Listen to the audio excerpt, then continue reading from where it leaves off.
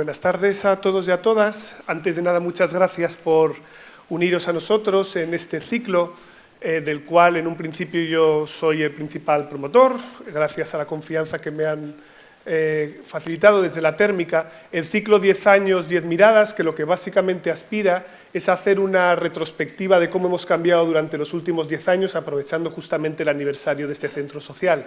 La idea es intentar proyectar hasta cierto punto cambios que hemos vivido en nuestra sociedad y, sobre todo, tratando de poner un poco de pausa y de perspectiva a muchas de las cosas en las que somos diferentes y a veces no nos damos cuenta.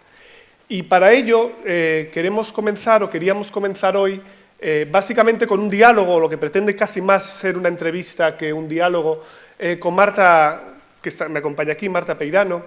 Ella es periodista, ella la habréis escuchado en diferentes medios de comunicación, como Radio Nacional, probablemente la leeréis también en El País, ahora tiene columna regular los lunes, tiene 2 libros, de los cuales voy a ser sincero, uno me he leído y el otro no todavía, creo que hay que ser honesto también en esto.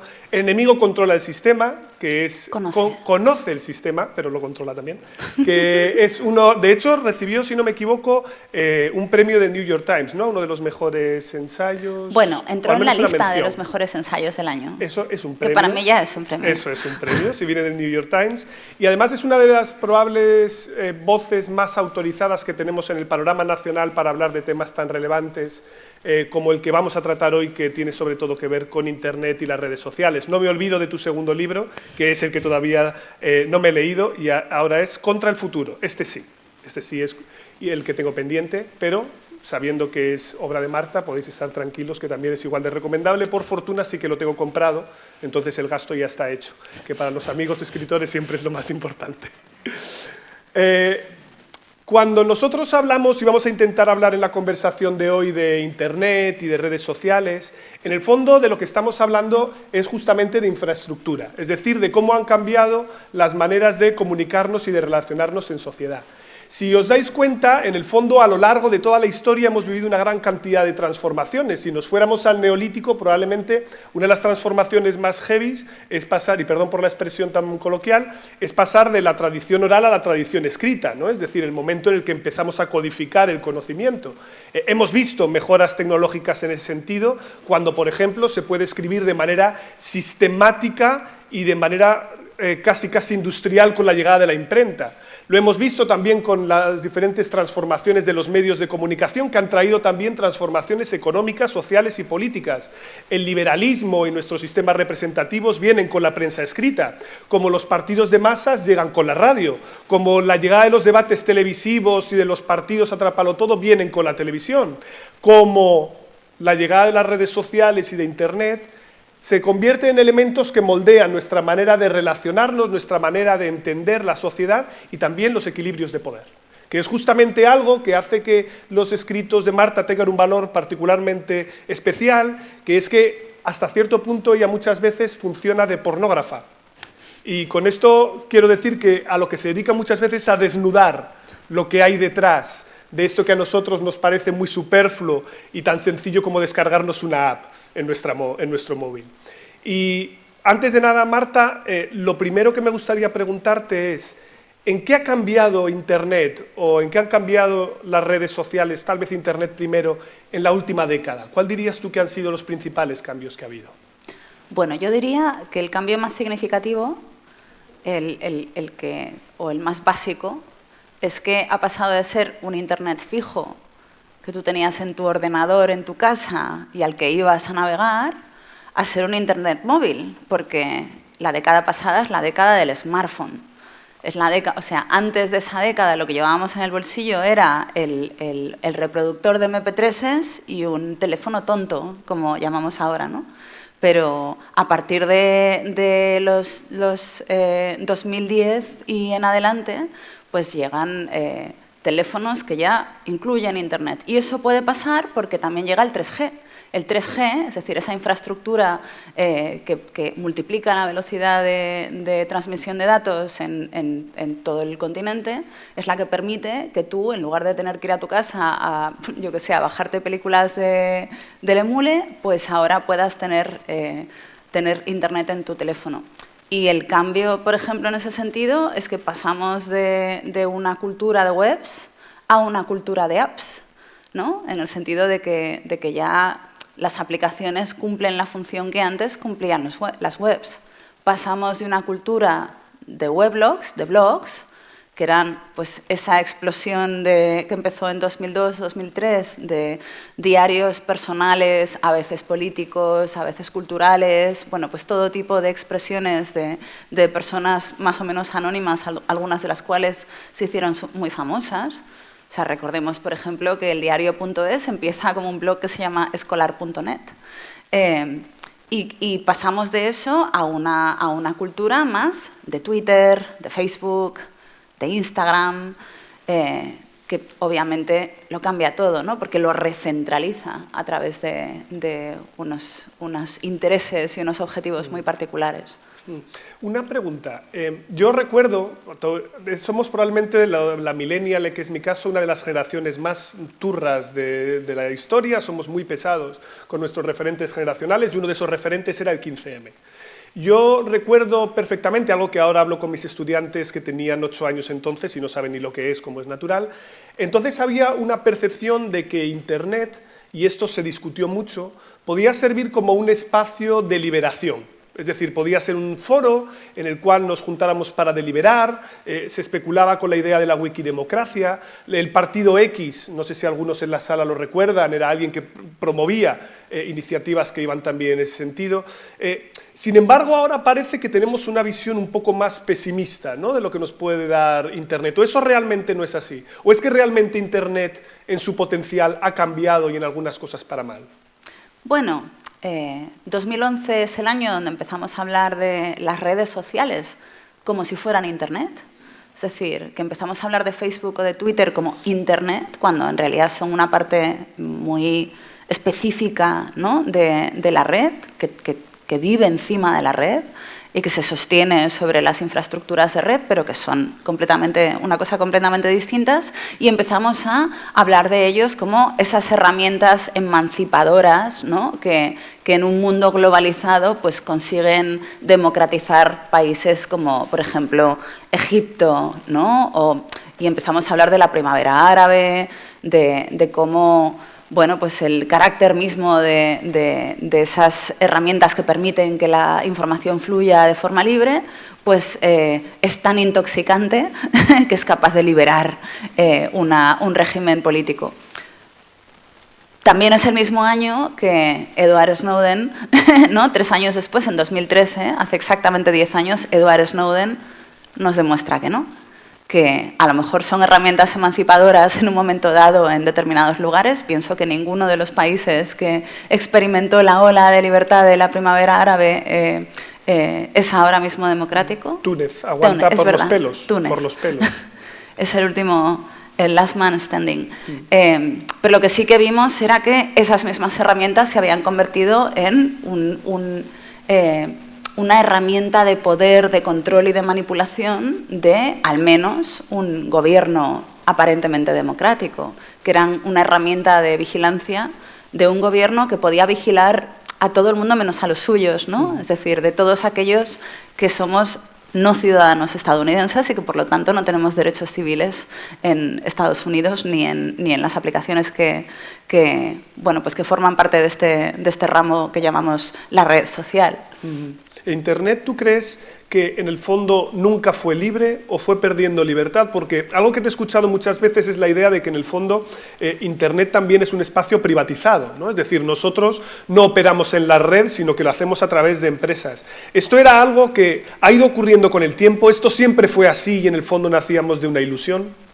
Pues Internet es como un animalito muy extraño, ¿no? Porque nació como respuesta al Sputnik, como un ejercicio casi desesperado de intento de vigilancia de la Guerra Fría, ¿no? Los rusos pusieron un satélite, un ojo, que lo ve todo en la estratosfera, y entonces los Estados Unidos decidieron tirar cables, ¿no? Y poner otro tipo de ojos para poder controlar, al menos desde sus espacios aéreos y militares, pues qué es lo que pasaba en aguas internacionales, en el espacio, bueno, pues en todos los extremos del mundo.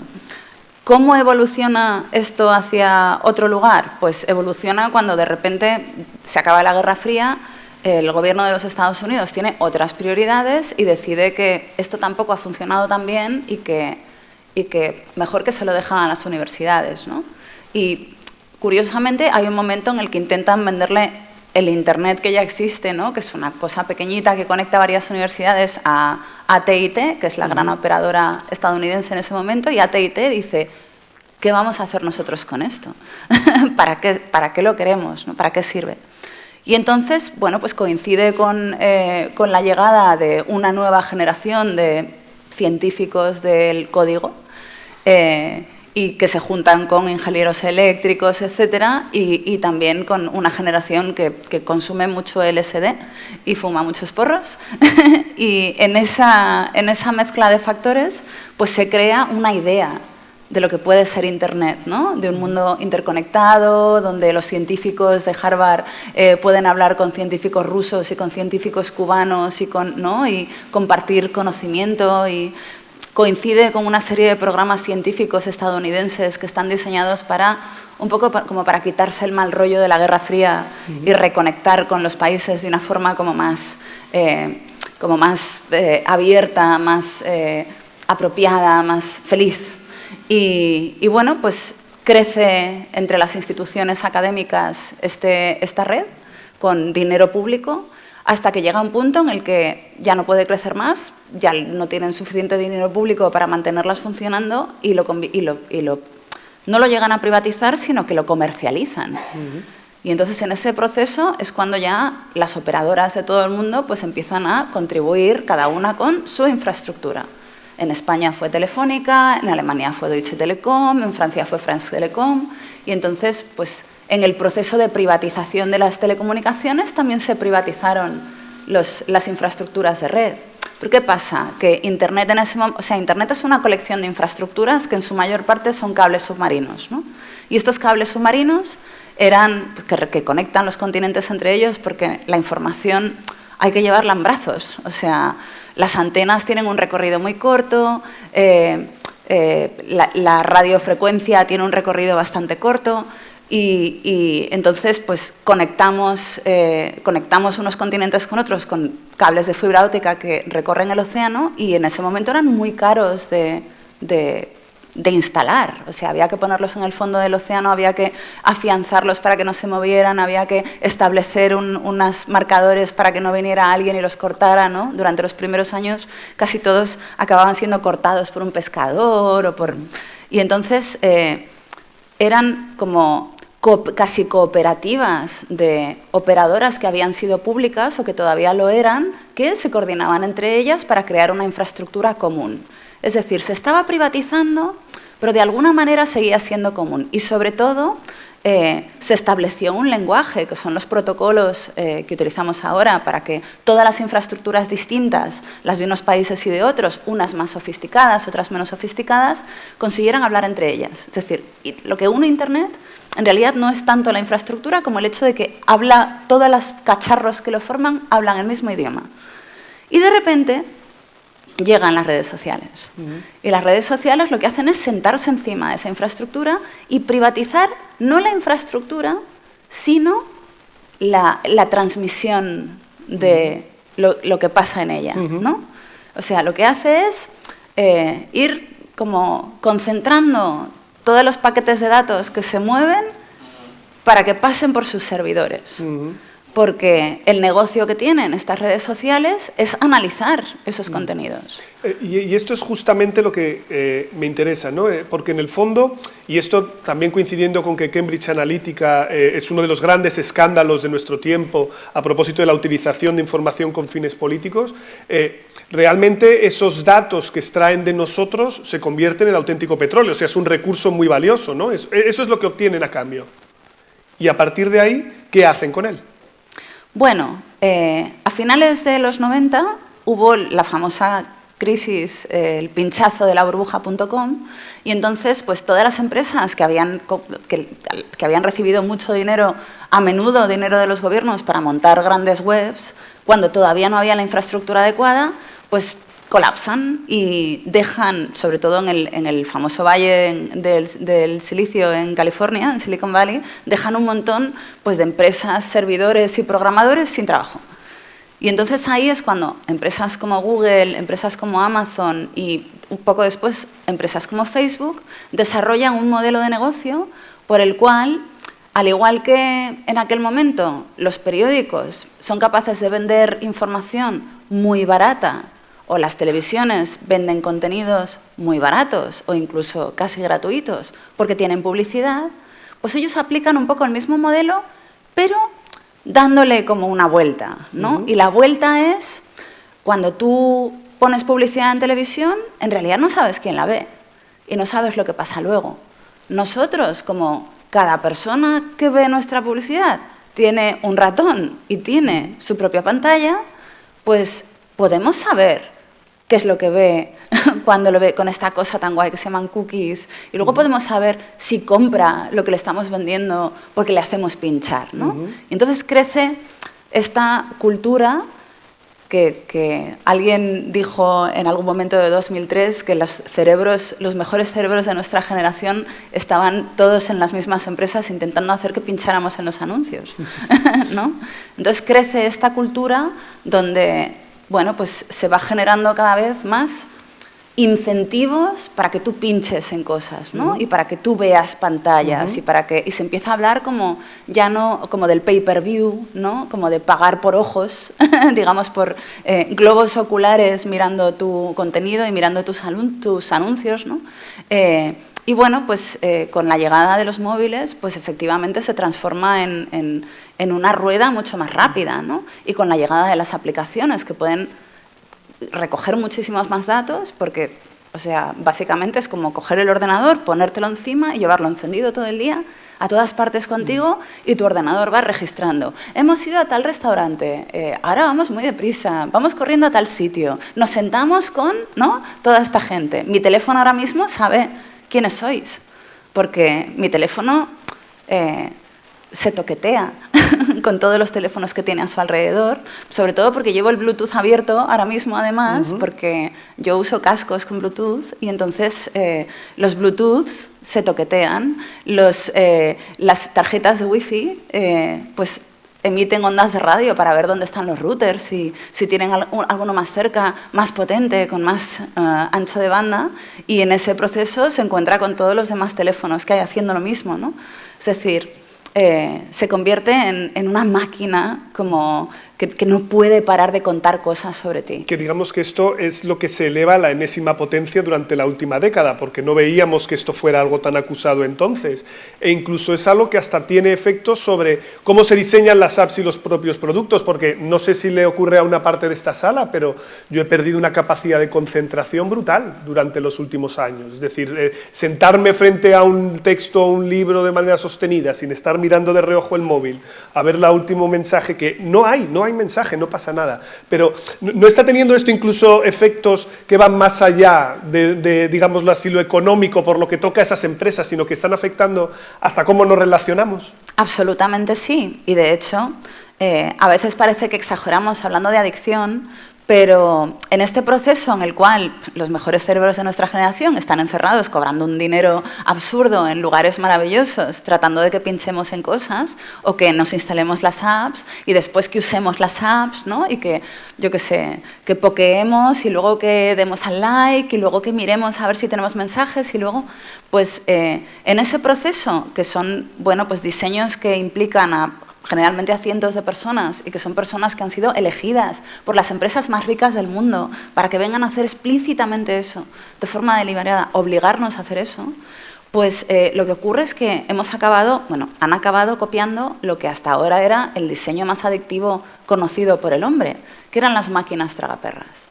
Y entonces las máquinas tragaperras están diseñadas desde los años 50 en base a una serie de principios y son 3 principios que se han trasladado de forma pluscuamperfecta al teléfono móvil, que son el principio de aislamiento, es decir, aparta al jugador, llévalo a un rincón, no dejes saber si es de día y de noche, o sea, que no sepa qué hora es, que no sepa dónde está, que no le moleste nadie.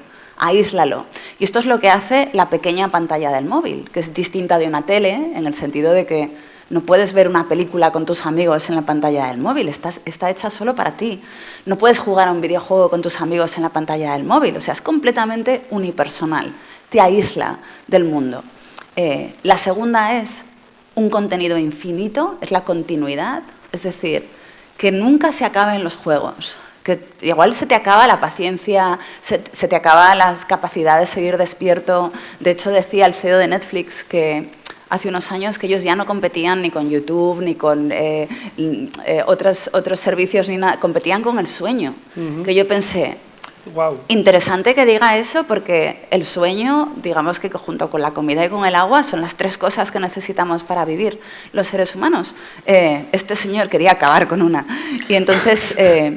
esto es la continuidad, ¿no? Tú no te puedes acabar Twitter, no te puedes acabar Instagram, no te puedes acabar Internet. Antes te acabas tú. O sea, mientras tú estés despierto, sigue habiendo ahí material. Y la tercera es una cosa que en la industria del juego se llama event frequency, la frecuencia de acontecimiento, que en una máquina tragaperras consiste en meter el mayor número de juegos posibles en el menor tiempo posible. Y un juego es lo que pasa desde que tú tiras de la palanca hasta que unas campanitas te dicen si has perdido o has ganado dinero. Entonces eso es un juego. Entonces cada juego se convierte básicamente en una activación de un neurotransmisor que se llama la dopamina. Tú cada vez que tiras de la palanca, entre el acto de tirar, el saber que va a pasar algo, pero no saber si vas a ganar o perder, te activa, te pega un chute de dopamina. Y entonces cuanto más corto sea el juego, más chutes de dopamina recibes y más rápido te enganchas. Esto es lo que decía el juego. El móvil ha perfeccionado ese modelo. Por ejemplo, ahora ya no leemos artículos. Ahora lo que hacemos es mirar titulares en Twitter. Ahora ya ni siquiera nos leemos los perfiles de la gente con la que querríamos salir en Tinder. Ahora vamos así. Es como juegos súper cortos, chutes de dopamina constantes y un contenido que no se acaba nunca, mientras tú estás solo en tu habitación, incluso si estás rodeado de seres queridos, ¿no? Solo hay que ver quinceañeros celebrando cumpleaños en un restaurante que están todos así, ¿no? Como igual se están mandando cosas entre ellos, pero no se hablan entre ellos porque están aislados. Y entonces, bueno, pues ese tipo de mecanismo que lo que hace es mecanizar tu relación con el dispositivo, es decir, por eso cuando de repente llegas a un semáforo y se pone rojo, tú sacas el móvil, porque has mecanizado esa conducta, porque han conseguido con ese mecanismo que cada vez que te sientes incómodo porque no sabes qué hacer, llegas a un bar y no están tus amigos, se acaba, yo qué sé, un programa y todavía no ha empezado otro, o te encuentras con... A mí me pasa esto, que estoy escribiendo una cosa y de repente como que me encuentro con una dificultad de no sé cómo explicar esto, y en lugar de sentarme y pensarlo, yo lo que hago es sacar el móvil, ¿no? Porque me apacigua, porque es lo que apacigua mi ansiedad. Es como me mete en un trance en el que yo ya no tengo ansiedad.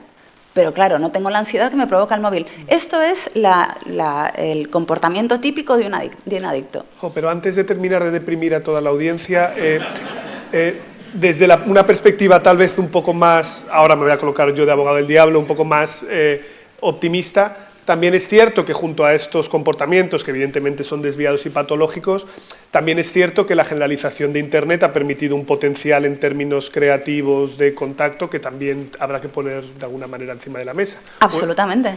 Y siendo eso así, es decir, por ejemplo, pensemos en el caso de Twitter, vamos a aterrizarlo en esta red concreta, ¿no? Tú comentabas antes que es a partir de 2013 cuando entraba en... Twitter salía a bolsa. Salía a bolsa, ¿no? Es decir, existía desde antes, pero es cierto que en ese punto entraban. Evidentemente, gracias a las redes sociales, hemos conseguido ver que, por ejemplo, como también comentabas antes, temas como las primaveras árabes o lo primero que hace un autócrata en cualquier país cuando hay protestas es cortar Internet. Cortar Twitter, porque esto puede permitir la organización de movilizaciones contra él, o por ejemplo, por poner un ejemplo más cercano a nosotros, el año 2018, cuando hubo la huelga feminista en España, esto se organizó de manera descentralizada, sobre todo a través de redes sociales. La pregunta es, ¿hay alguna manera, esto a lo mejor es una pregunta demasiado difícil, pero ¿hay alguna manera de potenciar los aspectos más positivos y minimizar los negativos? Es decir, potenciar esa capacidad más emancipatoria de las redes. Por supuesto. Venga. Es más, o sea, a mí a veces, bueno, a veces no, a menudo me acusan de ser ludita, cosa que a mí siempre me da risa porque solo llevo 30 y pico años de mi vida dedicándome única y exclusivamente a la tecnología, porque es lo que más me apasiona en el mundo. O sea, me parece lo más importante de nuestra era, ¿no? Y yo estoy agradecida de vivir en esta época que a lo mejor es realmente convulsa, pero también es increíblemente interesante. Yo soy una persona que se mueve por la curiosidad y nunca me aburro, ¿no?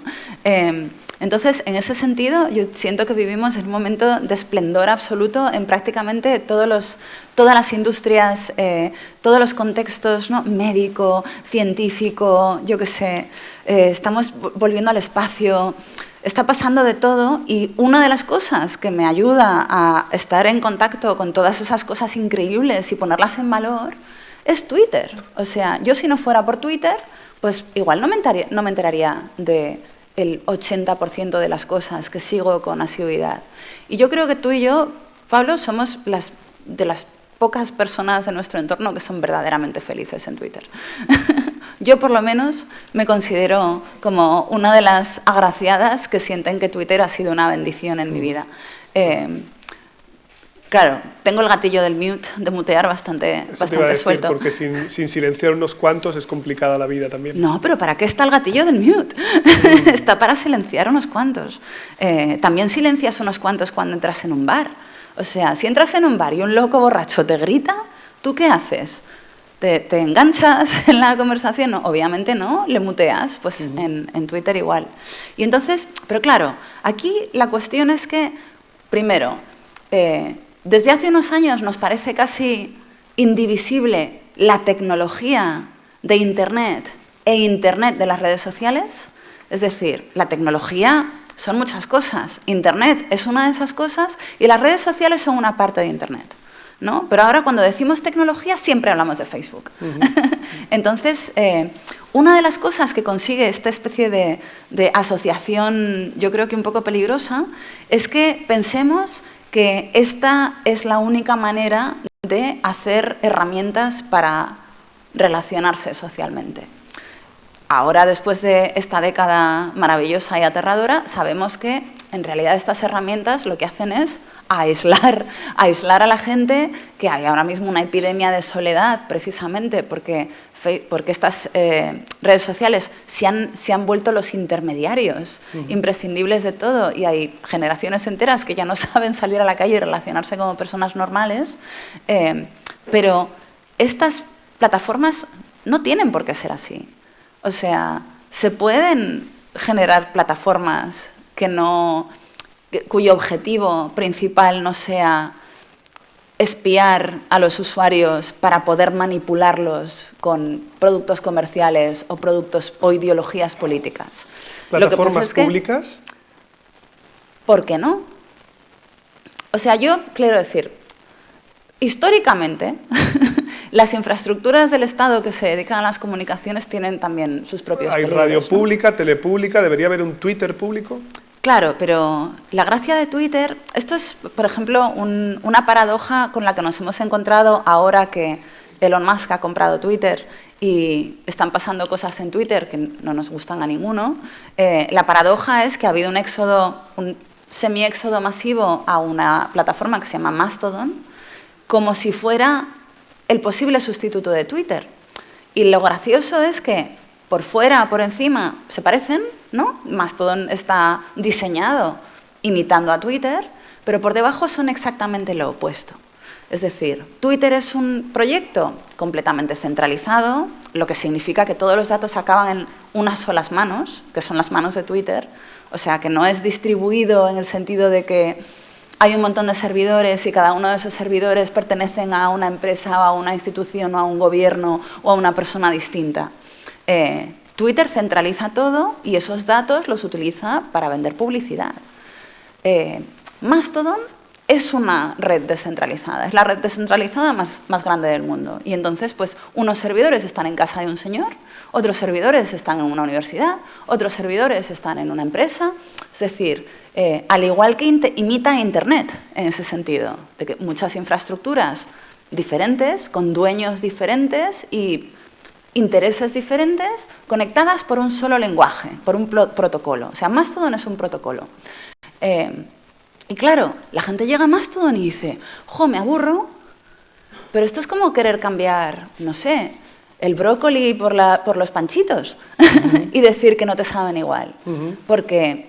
¿Cuál era lo bueno y cuál lo malo? Perdón, los panchitos o el brócoli. Bueno, depende de qué edad tengas. Claro, si tú quieres irte a un lugar donde tengas un poco más de control sobre lo que pasa con tu usuario y con tus datos y con tus contenidos y con quién te relacionas, ese lugar de control también requiere responsabilidad, requiere que te impliques. O sea, ¿quieres acercar el poder a tu puerta? Bueno, pues tienes que implicarte en el poder. Y entonces esto es lo que hace Mastodon. Twitter y todas estas plataformas te lo ponen muy fácil. No quieren que hagas nada, solo quieren que estés, ¿no? No tienes que hacer nada, no tienes que hacer nada. Solo tienes que estar y hacer las cosas que te apetecen, ¿no? ¿Qué pasa? Que te infantilizan como usuario. Te conviertes en un niño que no sabe cómo funciona nada, que no tiene acceso a nada, que no puede decidir nada, ni sabe lo que pasa, ¿no? en el dormitorio. Solamente sabe que, bueno, pues a veces ve unas cosas y otras veces otras. Nos hemos infantilizado mucho en estos últimos 10 años. Nos hemos acostumbrado a querer que todo sean panchitos, ¿no? Que todo sea súper salado y súper sabroso y generalmente los productos publicitarios son eso, ¿no? Los productos que están diseñados para que tú los consumas con ansia, pero no pensados para alimentarte, por ejemplo, pues tienen esa particularidad, que no te alimentan mucho, pero son muy guays. Ahora estamos con el empacho de ese atracón, pero queremos que sepan a panchito, pero que funcionen como un brócoli. No, es que, como decía un amigo mío, es que chocobollo no se puede, esto no existe. Todo no se puede. Fíjate, una de las cosas que me evocaba cuando estabas hablando esto, es un capítulo que hay de una serie también de esta década, Black Mirror, no sé si algunos la habéis visto, hay algunos capítulos brillantes, otros que son más reguleros, pero merece la pena, creo, al menos las primeras temporadas, que mostraba un mundo distópico, a mi juicio, en el cual nosotros podíamos directamente ratear a la gente dándole estrellas y en función del número de estrellas que tú tenías, promocionabas socialmente o no, ¿no? Y eso generaba unos equilibrios. Y esto en el fondo, que era un componente de sátira, me invita a dos preguntas que te voy a hacer, ¿no? Primera, si la información alguien la va a tener, más allá de que podamos cambiarlo o no, ¿es preferible que esté en manos de empresas que solo nos venden cosas a que esté en manos del gobierno chino? Es la primera pregunta que hago, de un sistema autoritario. Y segunda, ¿cómo han cambiado las apps durante la última década en este sentido? Y también cómo ha cambiado nuestra manera de relacionarlo. Si quieres, empieza por la primera. Vale, la primera es la fácil. Yo siempre contrapongo vivimos en un mundo en un ecosistema tecnológico que está repartido entre las redes de los Estados Unidos, ¿no? Que tienen todas esas empresas estadounidenses que nosotros usamos, y luego la China, que tiene todas esas otras aplicaciones que se usan en el mundo asiático y más concretamente en China, y que están todas centralizadas, no en cada empresa, que también, o sea, cada empresa centraliza la suya, pero luego todo está centralizado en el gobierno chino. O sea, según la ley de ciberseguridad de China de 2018, creo que es, todas las empresas de tecnología china trabajan para el gobierno chino y le dan los datos al gobierno chino. O sea, están a disposición del gobierno chino y el gobierno chino las ha utilizado para construir esto que llamamos el sistema de crédito social chino, ¿no? Entonces, el sistema de crédito social chino es como ese episodio de Black Mirror, donde tú creo que llegas a partir con 400 puntos, literalmente, 400 puntos por decir algo, ¿no? O sea, no yo, sino ellos, son 400 puntos exactamente, y luego los vas perdiendo, los vas ganando según tu condición de bueno o mal ciudadano. Si hay algunas cosas que están claramente tipificadas. Si compras mucho alcohol, te quitan puntos. Si criticas a miembros del gobierno en una conversación en chat con tu novia, te quitan muchos puntos. Luego los puedes recuperar, pero tienes que hacer cosas como donar sangre.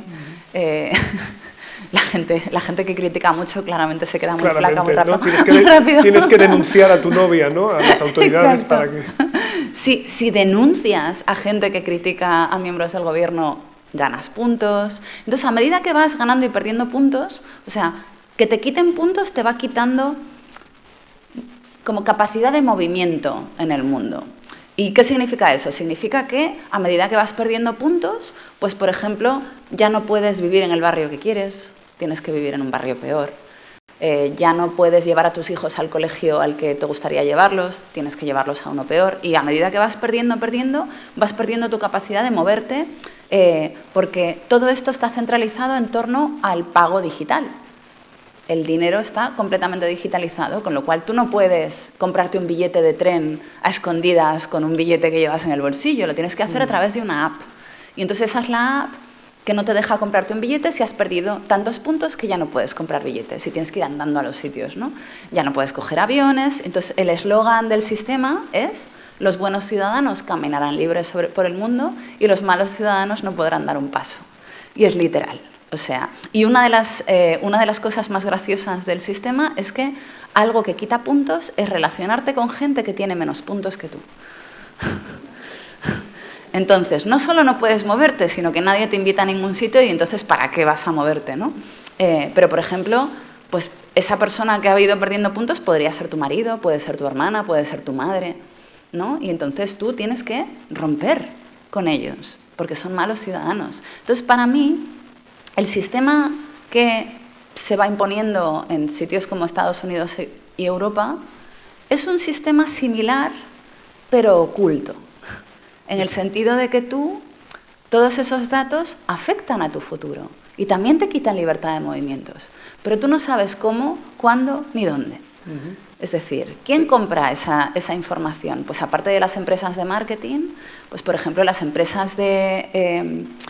¿cómo se llama?, de recursos humanos, que ahora se dedican a contratar empleados para grandes multinacionales, son grandes clientes de esa clase de información. O sea, lo que hablamos, la huella digital, ¿quieres decir? Sí, pero en un mundo superpoblado, donde lo que faltan son puestos de trabajo y lo que sobran son trabajadores, pues de repente el poder descartar gente, pues porque, yo qué sé, porque la universidad... O sea, que te permite un cribado, digamos, mucho más masivo. Tú metes toda la información en esto y dices, vale, necesito un gran ingeniero para, pues vamos a empezar a buscarlo, Exacto. Y ellos mismos con esos datos pueden buscar el perfil, cosa que antes era totalmente impensable. Hace una década esto no podía darse. Segundos grandes compradores de ese tipo de datos, los seguros médicos. Claro. Y claro, los seguros médicos igual son los únicos, los únicos médicos que quedan dentro de X años, porque la tendencia ahora mismo es a privatizar, incluso en aquellos países donde hay seguridad social. Y entonces, pues un seguro médico, pues si hay, no sé, la necesidad de darte unos servicios antes que a otra persona, pues por poner un caso extremo, un riñón, pues si tú necesitas un trasplante de riñón, todo tu historial anterior se desenrolla frente al comité, ¿no? Porque podrían coger ellos y simplemente ver cuántas veces has buscado en Google, por ejemplo, la palabra «esto que me está pasando ahora es...». Bueno. O sea, podrían incluso emplear esto, porque sabemos que luego está el algoritmo trabajando detrás, ¿no es así? Claro, claro que sí. O sea, quiero decir, todo el mundo le pregunta todo a Google, ¿no? Es como, ¿qué es este grano que me ha salido en...? Google ha sido nuestro oráculo durante un montón de tiempo y sabe lo que nos está pasando en casi todo momento, pero sobre todo ahora estamos transicionando hacia un momento en el que lo llaman el Internet de las cosas. Prácticamente todos los objetos electrónicos que compramos se conectan a Internet. Yo lo llamo el Internet de las cosas que hablan de ti a tus espaldas. Porque es como tu nevera, por ejemplo. ¿Para qué quieres tener Internet en la nevera? Entonces la nevera te dice, pues para que yo te mande un SMS si te falta yogur. Súper importante. Que no lo notaría yo, ¿no? Exacto. Es como, no tienes una madre, ahora tienes una nevera. Claro, en realidad lo que pasa es que este modelo de negocio de las plataformas como Facebook se ha ido expandiendo y ahora se ha expandido pues, a la industria de los coches y ahora tu coche es un objeto que habla de ti a tus espaldas, ¿no? Es un ordenador con un coche por encima en el que cada vez que conduces le va diciendo a alguien si vas deprisa, si vas despacio, si eres un conductor comedido, si a veces conduces borracho, ¿no? Si conduces mucho de noche, si te gusta acelerar, si coges bien las curvas, si aparcas bien o mal. ¿Y a quién se lo cuenta? Pues a los seguros médicos, a las empresas de recursos humanos. Tu nevera dice si tú te bebes, yo qué sé, 1 litro de Coca-Cola diaria, porque ya te digo que no te van a dar un riñón por mucha falta que te haga. Si tienes una diabetes de tipo 2 y es porque has estado comiendo, yo qué sé, mayonesa a cucharadas desde que tienes 20 años, pues a lo mejor te dejan morirte porque te lo has ido buscando. Pero se suponía que a lo largo de este último año se había buscado una política de regulación de la privacidad. Estamos todo el día con la ley de protección de datos a vueltas. Me imagino que nadie de los que está aquí acepta las cookies nunca cuando entra en una página. Es verdad que nadie lo hace porque la alternativa es no entrar, por lo tanto, ¿cómo no vas a aceptar las cookies? No, ahora la alternativa sí es entrar. Son las cookies necesarias. He visto una nueva que me ha salido ahora, ¿vale? Son las cookies estrictamente necesarias, como son la información que... Pero entonces, realmente va como muy por detrás cualquier acción para tratar de ponerle vallas al campo, ¿no? Parece. Bueno, aquí tenemos 2 problemas. El primero es un problema típico de la legislación, que es que siempre va por detrás de la tecnología, lo cual no es estrictamente malo. Está bien que los grandes cambios legislativos tengan un proceso largo, porque si no, yo qué sé, no habría creatividad, vamos, claro. Sí, bueno, pero no solamente por la tecnología, sino por la sociedad. O sea, está bien que las normas requieran mucho debate, mucha discusión y muchos experimentos, digamos, intelectuales, ¿no? antes de materializarse y que se puedan revocar. Todo esto está muy bien. ¿Qué pasa? Que, primero, tratar de protegerte de las empresas más ricas del mundo, o sea, cuando el dinero está más concentrado que nunca, nunca el dinero ha estado tan concentrado como ahora. Bueno, es posible que en la Edad Media, cuando solamente había reyes y súbditos, a lo mejor el poder estaba igual de concentrado, pero el dinero, o sea, los recursos nunca han estado en tan pocas manos. Y entonces, pretender que la administración no se deje seducir, ¿no? por tanto dinero, es en un mundo donde manda el dinero, pues es de una gran ingenuidad, ¿no? En donde todos los incentivos funcionan un poco a la contra, pues es muy ingenuo. Y entonces pues vemos que Qatar es capaz de comprar un mundial de fútbol, si Qatar es capaz de comprar un mundial de fútbol en un lugar donde no se puede jugar porque hace mucho calor, ¿no? Donde las condiciones son completamente inapropiadas y los derechos humanos inexistentes, ¿qué no pueden hacer jugadores mucho más sofisticados que Qatar, ¿no? Esto es lo que hay que preguntarse. Y la respuesta es, no, claro, todo, pueden hacerlo todo. Entonces, primero está, digamos, ese incentivo que es completamente negativo. Después está el hecho de que la mayor parte de las infraestructuras a las que pertenecen estas empresas, o sea, que corresponden a estas aplicaciones, están en lugares que no son Europa. Y claro, esto es como intentar regular una autopista que está cubierta por un túnel de 8 capas e intentar regularlo como pegando a la oreja, ¿no? A ver si alguien se salta el límite de velocidad. No tenemos acceso a los servidores que intentamos regular. Problema número 2. Y luego el problema número 3 es que, aun en el caso de que tuviéramos acceso, los poderes que tienen que regularlo son los poderes que los usan para conseguir el poder, que ya ni siquiera es un problema de sobornos, ¿no? Sino un problema de cómo voy a prohibir algo que le dio el poder a mi antecesor. ¿Cómo voy a renunciar, ¿no? A los cañones cuando yo tenía flechas? Es imposible. O sea, no hay incentivos suficientes. Se tiene que imponer otro tipo de recurso. Hablabas de que parte de estos datos, y es una cosa que había quedado pendiente pero que quiero retomar ahora, tiene mucho que ver también con la generalización de las apps y de todos los modelos de gig economy, ¿no? Es decir, de cosas que antes no estaban en nuestra vida, pero bueno, acabamos de ver la multa que han puesto a Globo aquí en España, millonaria, no os preocupéis, la pagará y seguirá operando, por si alguno estaba preocupado, que lo dudo en esta sala. Millonaria para nosotros. Es millonaria para nosotros. Claro, tienes razón. Visto desde esa perspectiva está claro. Pero claro, hemos visto la generalización de Uber, de Glovo, lo hemos visto con el Airbnb, todo eso ha ocurrido durante la última década.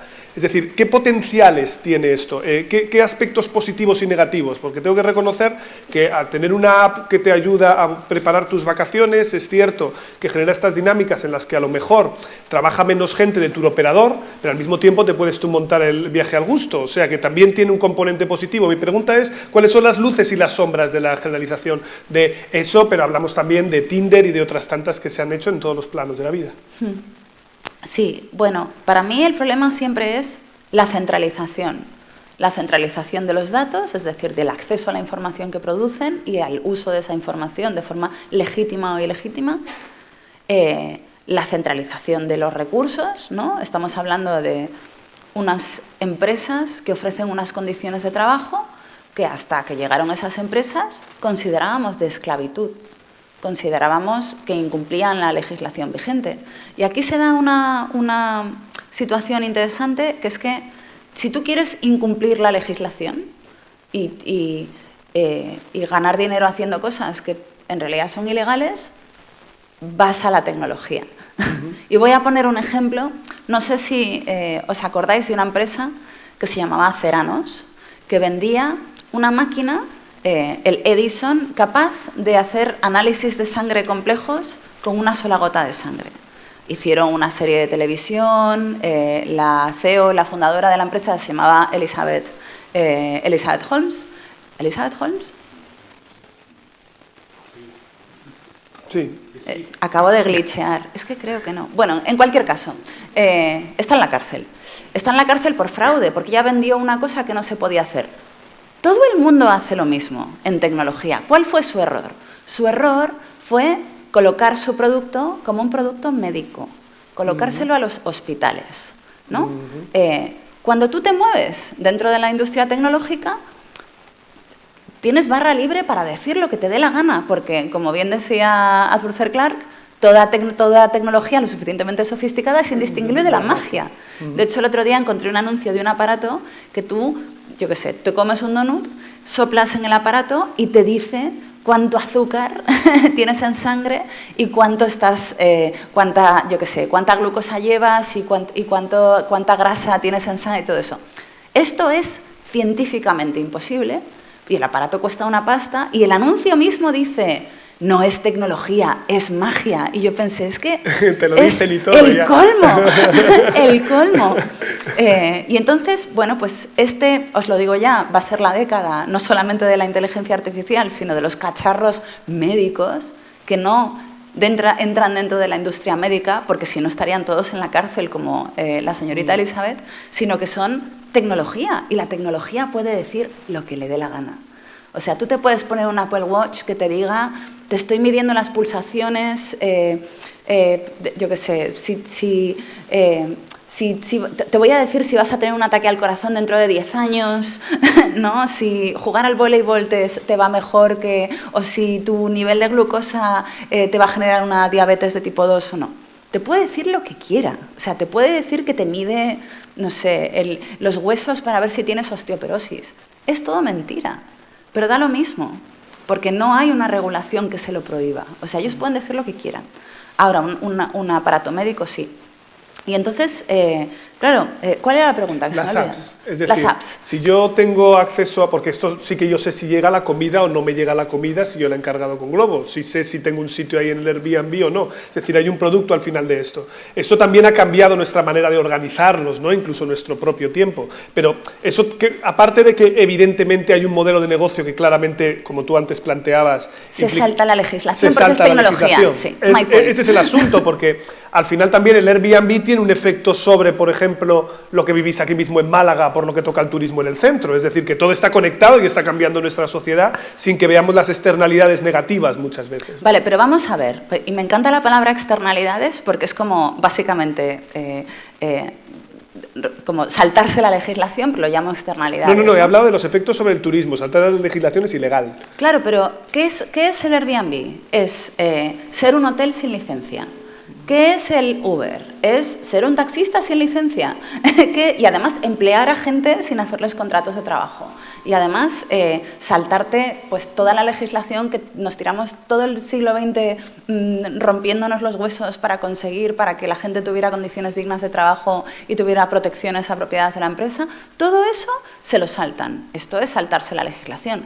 Pero como es una plataforma digital tecnológica, esto no obedece a los mismos criterios, ¿no? Es como, o sea, ¿quién diría que un conductor de Uber es un señor que de vez en cuando coge el coche y lleva gente para matar el tiempo, ¿no? Que era un poco lo que le vendía el FIF. En esos ratos que tienes libre, que vas de un sitio a otro, claro. Y a mí lo que me preocupa es cómo estos modelos han ido sustituyendo a otros que sí que eran guays. Y que sí que enriquecían las relaciones de la comunidad en la que funcionan. Como por ejemplo, pues el Airbnb ha sustituido al Couchsurfing. El Couchsurfing, yo no sé si alguno de vosotros lo llegó a conocer, era no era una aplicación, porque era antes de las aplicaciones, pero una web en la cual tú básicamente te convertías en miembro de una comunidad que tenía sofás o habitaciones más o menos libres, en la que los mochileros se podían quedar. Entonces tú pues entrabas en esa comunidad en la que podías irte a Australia o podías irte a Inglaterra, no sé qué, y alguien que tenía un sofá en su casa te dejaba dormir allí y cuando él venía por España, pues tú le dejabas tu sofá. Y esto, o por ejemplo, ¿qué era lo de antes del BlaBlaCar? Nosotros le llamamos el coche compartido, es decir, se llamaba en la zona como Tourage. Yo lo cogía en Canadá y era básicamente eso. Tú te montabas a una web y decía quién iba a Quebec, quién no, tal. Tú te cogías, te montabas y ya está. Tenías que aguantar la conversación, como también pasa ahora. Pero esos son plus. Claro, ¿ves? Esto es lo que nos han hecho las aplicaciones. A mí, por ejemplo, yo tengo familia en Galicia y una de las cosas que más me gusta de ir a Galicia es que yo voy en BlaBlaCar. Y, me gusta mucho ir en tren, pero el BlaBlaCar me gusta más, precisamente porque es un contexto en el que te sientas con personas a las que no conocerías de ninguna otra manera, ¿no? Con gente que son, pues desde obreros de la construcción hasta diseñadores de Inditex, yo qué sé, yo he hecho amigos que son maratonistas, que son conductores de ópera, que son, todo tipo de gente a la que yo en mi vida normal, en la que estamos todos pues, ocupados en un círculo muy, muy pequeño, nunca habría conocido. Y esto es lo bonito de todos esos proyectos, ¿no? Pero lo que hacen estas aplicaciones es coger ese proyecto, convertirlo en una máquina de hacer dinero para una sola empresa, coger esa energía, digamos, de generar espacios de comunidad más o menos imprevistos, ¿no? Que surgen porque pues, tienes que hacer un viaje largo y te va mejor compartir la gasolina y hablar con alguien por el camino, o porque pues, eres una persona a la que le gusta viajar pero no tiene mucho dinero y vas haciendo amigos, ¿no? Que se quedan en tu casa y cuando tú te quedas en la suya, todo esto es muy bonito. Pues coger esto, monetizarlo y además convertirlo en una máquina de generar datos, ¿no? Además, exprimir la buena voluntad de ese proyecto y convertirlo en una cosa completamente distinta. Convertirlo en algo tóxico. Y digo tóxico porque todos sabemos lo que le ha hecho el Airbnb a las ciudades, ¿no? Todos sabemos que esa idea de ¿tienes una habitación libre? Pues ¿por qué no la abres para que pase gente por ahí? Conoce gente bonita. Se ha convertido en gente que tiene 17 pisos en el centro de Málaga y que se dedica a alquilarlos y que ha subido tanto el alquiler que ya no te puedes permitir vivir en Málaga, ¿no? Por poner un ejemplo. Entonces, esto es un proceso, fíjate, en España pasó con las redes wifi. A principios de los 2000, había, en las ciudades grandes por lo menos, había redes wifi que hacía gente muy loca que tenía conexión a la red, pues se montaba, decíamos con la lata de Pringles, se hacía como una lata pirata, ¿no? Esto no era verdad, simplemente ponías tu router en un lugar más o menos accesible porque lo que queríamos todos era, ahora que llegaban los primeros portátiles, poder ponerte antes de los móviles a navegar en tu terraza favorita. Y entonces con eso pues había un montón de gente que se hacía una red y pues había Madrid Wi-Fi, Barcelona Wi-Fi, Bilbao Wi-Fi, Valencia Wi-Fi. Y el que sabía, porque había puesto su router, digamos, al servicio de esta red, formaba parte de la comunidad. ¿Quién se quedó eso? la fonera. Fon, o sea, y en ese sentido hay que darle hay que aplaudir la capacidad de previsión que tuvo Martín Varsavsky, pero se cargó Madrid Wi-Fi, se cargó Barcelona Wi-Fi, y ahora, si no pagas un riñón, no tienes Wi-Fi. Es decir, no hay compartir nada. Se privatizó el acceso. Exacto. Y entonces eso es un proceso que nos perjudica siempre. O sea, yo, por ejemplo, creo que Uber ha hecho... O sea, me parece que el modelo de Uber... Me parece con todos estos, que el modelo de Uber me parece muy guay porque es más eficiente, ¿no? Es un modelo eficiente, es una plataforma que funciona bien. Ahora, creo que es una plataforma que debería ser una especie de cooperativa que juntara a pues, distintos colectivos de cada ciudad y que no saliera de la ciudad, es decir, que la cooperativa perteneciera a la ciudad. O, por ejemplo, pues durante el COVID, yo no sé si pasó en Málaga, pero en Madrid una de las cosas que a mí más me llamó la atención era que en la calle solamente había repartidores, de Glovo, de Uber Eats, estaba lleno de repartidores. Y claro, yo los miraba y pensaba, en un momento como este, en que los restaurantes están como haciendo verdaderos esfuerzos para sobrevivir, hay gente viviendo sola que probablemente le vendría bien, ¿no? que le ayudaran un poco con la comida. Y hay un montón de repartidores rompiéndose el lomo para cobrar y jugándose la vida en ese momento, para cobrar $5 a la hora para estos desgraciados de California. ¿Cómo es posible que no se haya creado aquí, ¿no? otro tipo de dinámica? O sea, ¿cómo es posible que no se hayan puesto de acuerdo? Pues, por ejemplo, yo vivo en Malasaña, en Madrid, o vivía en ese momento. Que no se hayan puesto de acuerdo la Asociación de Restauradores de Malasaña para contratar a, yo qué sé, la cooperativa de bicis de repartidores que había en ese momento para hacer un servicio para la comunidad que tuviera sentido para todos. ¿Cómo es posible que el Ayuntamiento de Madrid no haya facilitado ese tipo de dinámica? ¿Cómo es posible que hayan pasado todos estos años y siga habiendo Uber Eats? Yo no lo entiendo. No lo entiendo, porque es que ya no hay que inventárselo.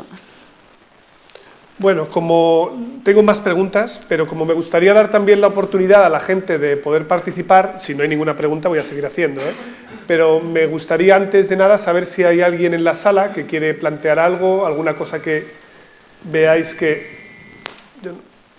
os hemos dejado en el tintero o algo, no sé si había ahí. Adelante, también para dar a la gente la oportunidad de participar. Vale, gracias. Cuidado que ese micro lo carga el diablo. Un poquito. Nada, dale. A mí me gustaría saber, porque si el principal problema es la centralización y que esté todo en manos de una sola persona, supongo que la solución es la descentralización. Entonces me gustaría saber cómo se podría hacer eso y qué implicación tendría tanto para la descentralización en sí como para la sociedad y para los usuarios de Internet. Bueno, hay muchos experimentos de proyectos descentralizados en distintas partes del mundo. Paradójicamente suelen ser partes o muy pobres o muy ricas. Los ricos porque se pueden montar sus propias redes porque tienen los recursos económicos, y los pobres porque no tienen redes y se las tienen que montar ellos, ¿no? Pero esto es como lo de las familias de Dostoyevsky. Hay muchas formas de hacer redes descentralizadas y una sola de hacer redes centralizadas. Pues es que, yo qué sé, esto que decíamos antes de por qué no se crea una cooperativa con los restauradores de un barrio para poder trabajar con los repartidores de un barrio, para poder atender las necesidades del barrio, eso ya es una red descentralizada. O sea, o al menos más descentralizada de lo que es Uber Eats, ¿no? Porque tiene, digamos, incluye a todas las partes implicadas, y todas las partes implicadas pueden tomar decisiones acerca de cómo va a ser esa red, ¿no? De cuánto van a cobrar los repartidores, yo qué sé, puede facilitar que los restaurantes en un momento de crisis, como por ejemplo la pandemia, compartan recursos, ¿no? Para que pues se optimicen al máximo poniendo al menor número de personas posible en riesgo. Se pueden crear sinergias con las personas pues imagínate mayores o incluso enfermas del barrio, ¿no? Como imagínate un servicio donde los restaurantes cocinan para las personas que están solas en su casa pasando el COVID y pasándolo muy mal, ¿no? Y necesitando alimentarse en un momento de extrema debilidad. A mí, este tipo de... O sea, esas son la clase de ejercicios que nos permiten crear nuestras propias maneras de relacionarnos. O sea, ahora mismo nos estamos relacionando de la manera que nos permiten las apps. Y la manera que nos permiten las apps es siempre una manera enfocada de forma completamente deliberada y prediseñada a generar datos. O sea, antes decíamos, si es gratis, el producto eres tú, ¿no? Ahora, si lo pagas, el producto sigue siendo tú, porque esta dinámica se ha expandido como petróleo, como chapapote por todo el mundo, ¿no? Entonces, si tú de repente quisieras crear una red con, no sé, o sea, ahora mismo solo veo el final de tu cabeza y no sé ni cuántos años tienes, pero si... 26, bueno, pues igual ya no estás en la universidad o en un instituto, pero a lo mejor eres capaz de crear una red con las bibliotecas de tu ciudad por las que pasen cosas, ¿no? Que se conecten entre ellas y que tengan una serie de usuarios pues, para jugar a algo. En Berlín, cuando yo viví muchos años en Berlín y había muchas comunidades que creaban infraestructuras solamente para hacer juegos.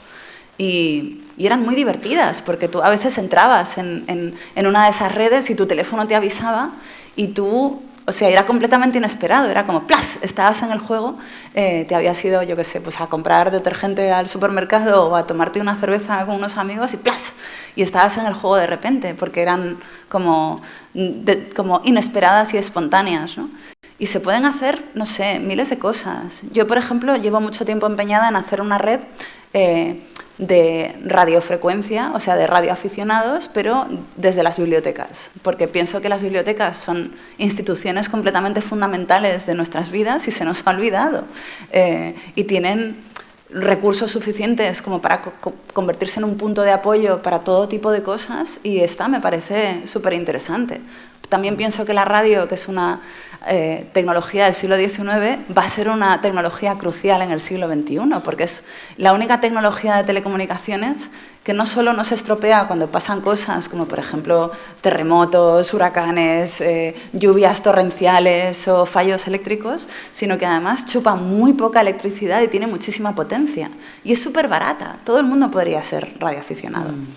Y pienso que en algún momento del futuro todo el mundo lo será. Eso es interesante y también explicaría, por cierto, algunas cosas sobre los podcasts. No sé si hay alguna pregunta más. ¡Guau! Tenemos un montón. ¡Guau! ¡Qué bien! Hay pregunta a los organizadores. ¿Cómo el límite de tiempo? Yo soy muy partidario siempre de que hasta el final. Es decir, que hable todo el mundo que pueda. Vale, pues ya está. Como nadie ha dicho nada, pues seguimos. Hola, buenas. Mi pregunta es si, hilando un poco como ha dicho este chiquillo... Yo no sé dónde estás, levanta la manita. Aquí. Hola. Es si tal vez vamos encaminados hacia lo que se denomina el código abierto. No sé si eso es un poco la solución a toda esa centralización y ese ocultismo que hay detrás de todo. Por ejemplo, el código abierto como puede ser el sistema Linux o el tema de saber qué algoritmos están utilizando para... Detrás de esto, bueno, también viene todo el tema de la inteligencia artificial y de cómo de alguna manera se usa eso para, digamos, cambiarnos, crearnos esas necesidades o que pensemos de alguna determinada manera. Si la solución a todo eso sería la democratización del código. Genial. Antes, Marta, ¿podrías explicar para legos, digamos, de qué hablamos cuando hablamos de código abierto, para que la gente también entienda? ¿Os vais a arrepentir tanto de haberme hecho esa pregunta? No. Además, te voy a controlar el tiempo esta vez. O sea que tienes que ser sintética. Bien. Pues yo soy un talibán del software libre, ¿vale? Y entonces, para mí, código abierto no significa nada. Es más, Pienso que código abierto es una palabra que se inventaron, igual que se inventaron la web 2.0 y ahora la web 3, para vendernos, para robarnos algo, que en este caso era pues toda la comunidad del software libre que había estado generando multitud de proyectos descentralizados y comunitarios en un momento de gran efervescencia tecnológica al principio de la red.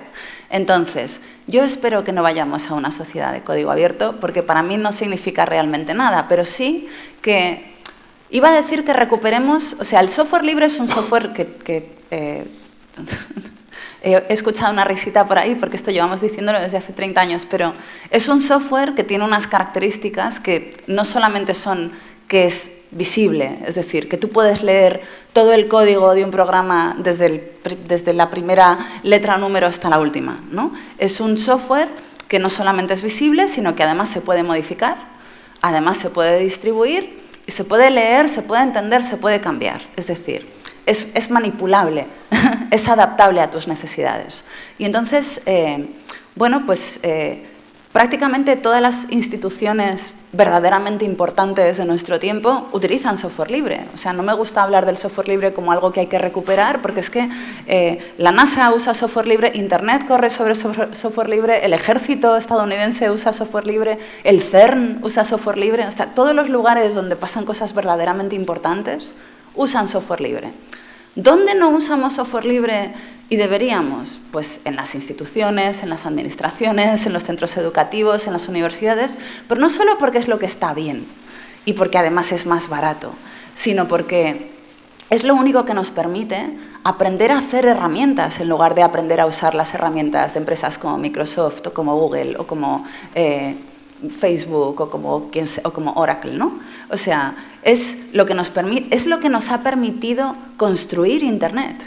O sea, prácticamente todos los CEOs de las empresas tecnológicas más importantes del mundo crecieron en un entorno donde los videojuegos tenían un código al que se podía acceder y que se podía manipular, donde los programas eran algo que se pasaban de mano en mano en los foros y que se podía manipular para ver qué pasaba, y los foros estaban llenos de gente que estaba descubriendo lo que era el código y de gente que sabía lo que era el código y estaba dispuesta a explicarlo, ¿no? Esa fue la escuela, los canales, los foros del IRC del primer Internet y el código que básicamente estaba accesible, de todas las cosas que nos entretenían en ese momento, de los juegos, bueno, pues todo. Esa fue la escuela que creó Internet, que creó esta cosa increíble. Y esa escuela ahora mismo está cerrada bajo 7 llaves porque antes, de hecho, incluso podías montar tu propio ordenador, ¿no? Te comprabas una placa base, te comprabas las tarjetas, te comprabas, ¿no?, lo que quisieras y pensabas, ¿qué clase de ordenador necesito? Porque a mí lo que me gusta es jugar. Ahora no.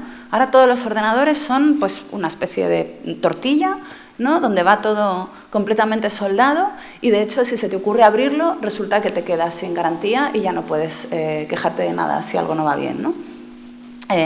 Tenemos que no volver al software libre, porque el software libre nunca se marchó, pero sí volver a ese momento en el que sentimos que tenemos que tener acceso al código, que el código que rige nuestras vidas, ¿no?, debería ser accesible. No todo el mundo tiene que saber código, pero tienes que saber que las instituciones que se dedican a ver qué código tienen estas aplicaciones son capaces de decirte si una de estas aplicaciones está vulnerando tus derechos civiles, por ejemplo, ¿no?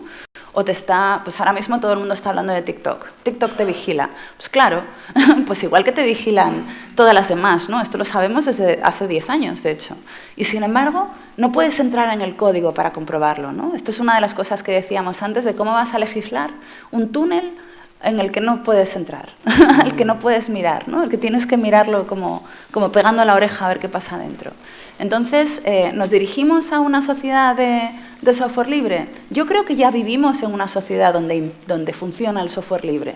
Lo que pasa es que no nos hemos dado cuenta de lo importante que es para todos nosotros que el código que cambia nuestro comportamiento y que conduce nuestras rutinas sea accesible para que sepamos lo que hace. Teníamos más preguntas por ahí. Había 2 manos levantadas, una aquí, por ejemplo. No nos vamos a dejar a nadie, que me han dado permiso. Bueno, estoy fascinado por la mezcla de ludismo y tecno-optimismo. A la vez esto es muy singular.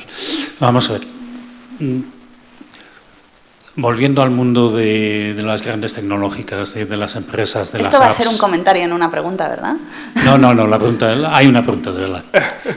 Lo prometo. Habéis citado Airbnb, en fin, muchas empresas. Todas tienden a ser monopolios en el mercado.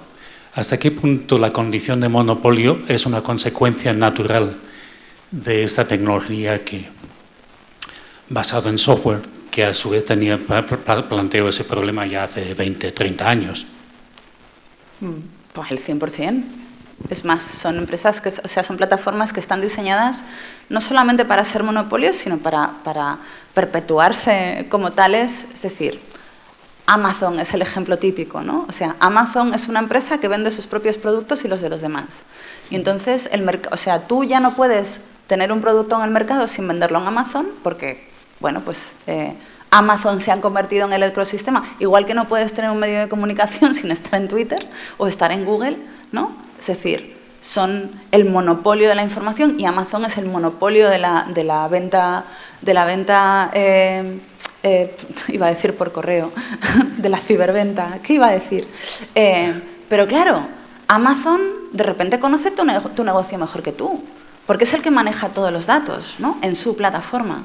Y luego, además, puede decidir copiarte un producto y venderlo por encima del tuyo, como si su algoritmo de recomendación fuese Dios que elige el producto de Amazon en la tienda de Amazon en lugar del tuyo, ¿no?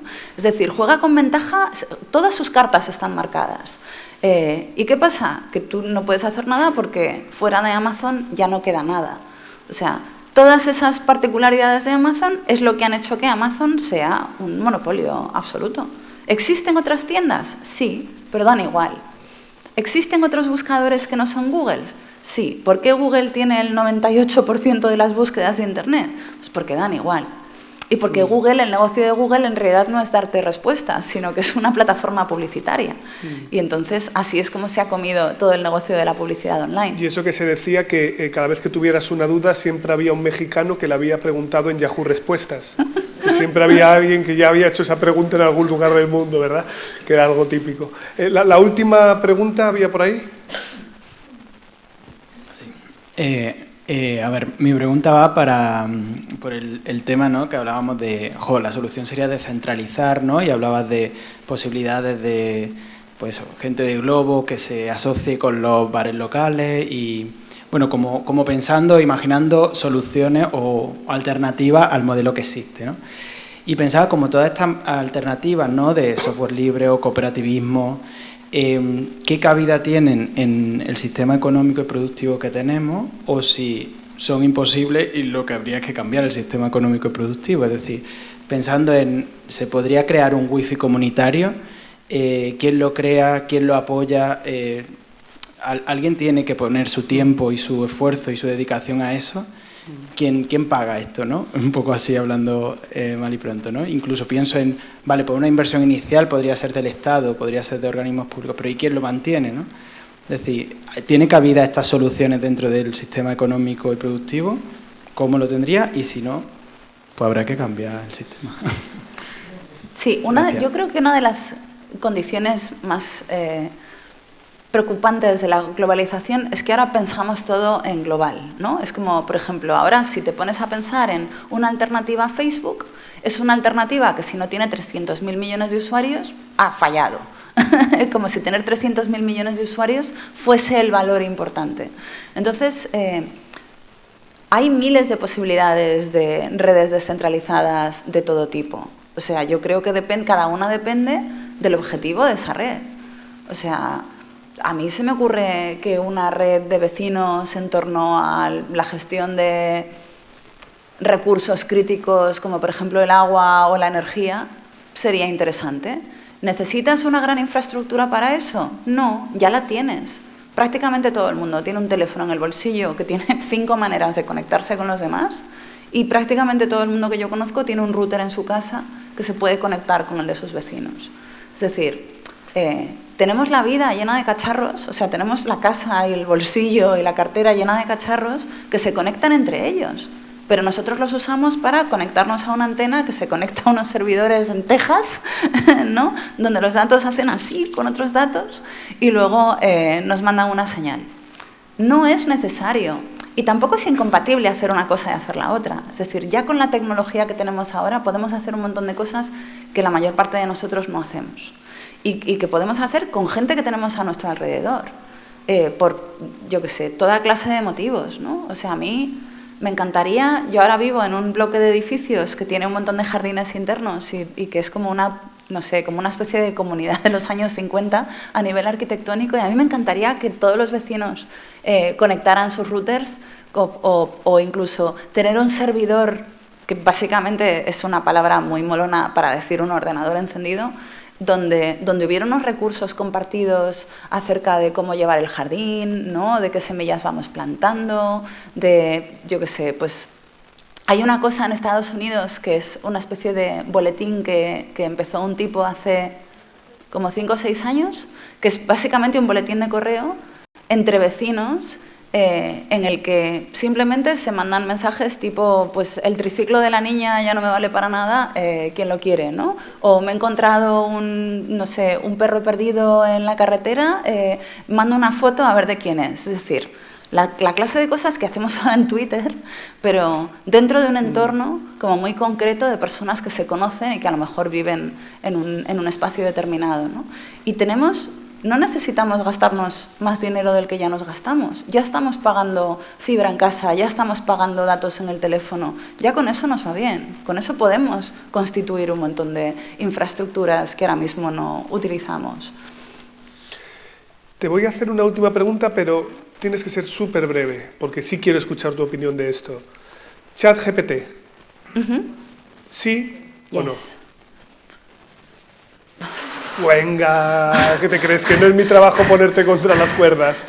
Pero sí o no, ¿cómo en qué sentido? ¿En qué sentido? Como que me lo tengo que tomar. Como que quiero no... que exista, es decir, sí. Vale, que exista a favor. Lo que yo me pregunto es, ¿esto es simplemente como que mis estudiantes ahora tienen una calculadora y por lo tanto no hay que comerse el tarro, ¿vale? Hay que asumirlo. Ahora tenemos una calculadora que antes hacía las operaciones y ellos tenían que memorizar, ahora no hace falta. Aquí va a pasar lo mismo con textos brutalmente a lo bestia y no me tengo que preocupar. O por el contrario, sí me tengo que preocupar porque ahora todos los textos van a tener una estructura anglosajona y van a hacer siempre con la misma forma, van a tener una premisa, un mismo inicio y un mismo final, y ya se ha detectado en un curso en Francia que el 50% de los ensayos los ha hecho inteligencia artificial. ¿Y yo para qué vengo? Bueno, igual mejora mucho tu vida porque por lo menos estarán bien escritos y sin faltas de ortografía, ¿no? Eso es cruel, pero cierto. Bien. El otro día escuché, o sea, ChatGPT a mí me parece como una fórmula maravillosa, pero también me parece que la empresa que lo hace es extremadamente peligrosa. Todos los miembros de esa empresa me resultan dudosos como poco porque conozco su pasado y ya para empezar están vendiendo cosas que no son verdad, ¿no? Ni ChatGPT es inteligencia artificial, es un modelo generativo de lenguaje que no es inteligencia artificial, ni su empresa, que se llama OpenAI, es de código abierto ni nada parecido, es todo completamente privado y cerrado. Y todos los datos que va recogiendo ese intercambio tan personal, ¿no? Porque aquí la verdadera magia de ChatGPT es la interfaz de usuario. O sea, el modelo en el que está basado ChatGPT, que se llama GPT-3, existe desde 2020. O sea, no es... Y hay muchas otras empresas que tienen modelos muy parecidos, que es básicamente un autocompletar.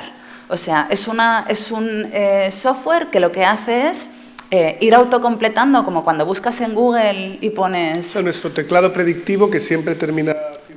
No, es más como cuando buscas en Google, yo qué sé, Pablo Simón y la siguiente palabra que te parece es pareja. Eso me pasa. Exacto, ¿no? Pues eso es autocompletar. ChatGPT hace eso. Lo que hace es autocompletar frases de la forma que es estadísticamente más apropiada. Y lo ha hecho leyéndose, pues imagínate, Internet. Hasta 2021, aparentemente. Y entonces no es inteligencia artificial. Parece que está pensando porque habla contigo. Y entonces es el interfaz de usuario, es decir, esa interfaz del lenguaje natural, la que lo hace parecer algo más de lo que es. Pero no tiene ni idea de lo que dice. Y entonces a veces dice cosas que parecen muy significativas, pero es casualidad. Es como la historia de Borges, ¿no? ¿Pueden un montón de monos infinitos escribir Hamlet o escribir Macbeth si les das infinito tiempo? La respuesta es sí. La respuesta es chat. GPT-3. Ahora, ¿puede escribir el chat este Hamlet? No puede, salvo que exista Hamlet. Es decir, es imitador. Si no existe Shakespeare, no le va a salir Shakespeare. Si no existes tú, no le va a salir Pablo Simón. Ahora te puede imitar porque existes tú, ¿no? Existe algo a lo que copiar.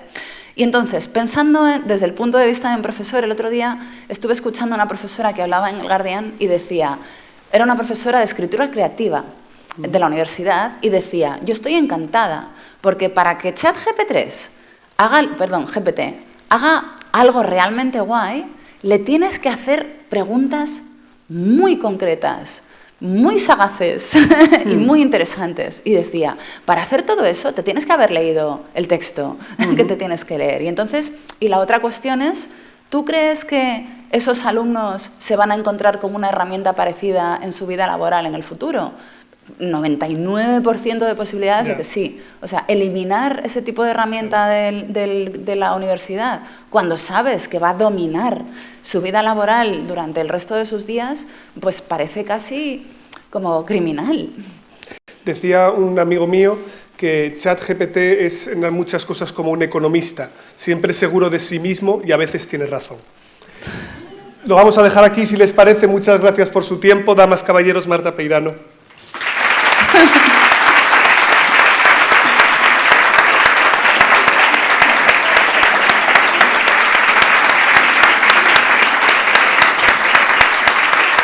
E invitarles también, si gustan, y comunicarles que el próximo día 23F, esto ha sido sin querer, haremos la charla mesa redonda sobre 10 años de nueva política.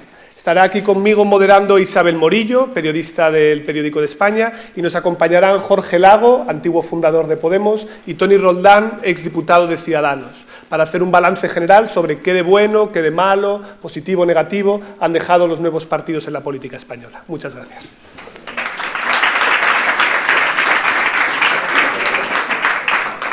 ¿Se puede ser...? Uy.